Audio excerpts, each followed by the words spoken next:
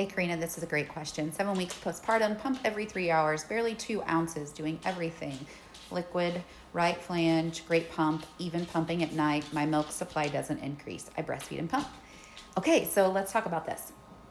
So if you're pumping directly after a feed or within the hour, the amount that you're getting is very, very, very good. You may not see an increase. Because again, you're not pumping to replace a feed. You're pumping right after a feed and you're just getting residual milk. And I want to talk about that because that's just what your baby didn't eat. That's what you're pumping out. And while I understand moms want to see an increase in that, there's a lot of things that we have to take into consideration when we're talking about pumping directly after a feed. Again, that's anywhere up to an hour. Our prolactin levels don't respond until it's been about 90 minutes.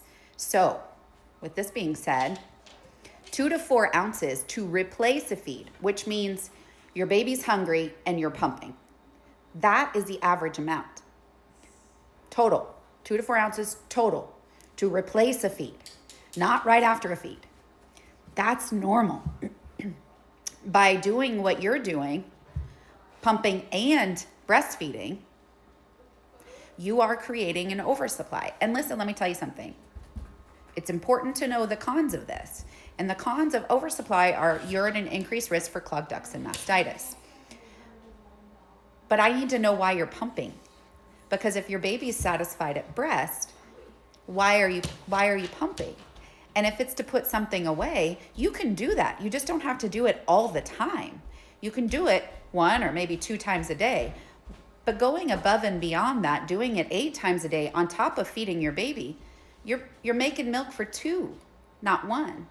And so I want to make sure I'm understanding you correctly.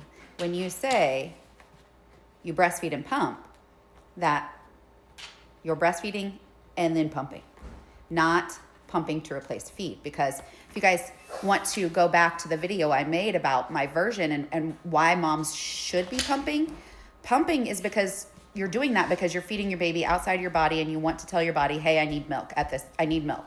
So you're going to be removing that milk.